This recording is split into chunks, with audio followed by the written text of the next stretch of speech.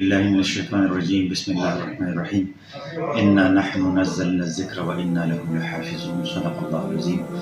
د مردان غیرتمندو او د الله تعالی په دین مین مسلمانانو، السلام علیکم ورحمۃ اللہ وبرکاتہ. څنګه چې تاسو ته علم دی، په سویډن کې د قرآن عظیم الشان بې حرمتي شوې ده د کفارو د لاسه. دا حرکت هغوی بار بار کوي، کله په ناروې کوي، کله په سویډن کې کوي، کله په امریکا او کله په فرانس کې.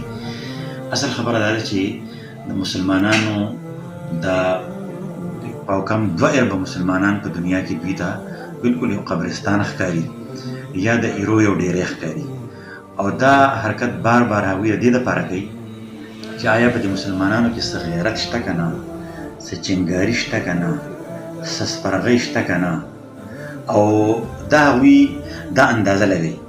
موږ له کم از کم د دې خبرې مظاهره پکار ده، موږ له داسې یو رد عمل پکار دی ټول امت مسلمه له چې دغه کفارو ته موږ دا پیغام ورکړو چې مسلمانان ژوندي دي، مسلمانانو کې د ایمان غیرت ژوندی دی، جذبه جهاد ژوندی دی، شوق شهادت موجود ده، او موږ د قرآن عظیم الشان په حرمت باندې او د تحفظ دپاره خپل سر ورکولو ته هم تیار یو، هر قسم قربانۍ ورکول نه موږ تیر یو.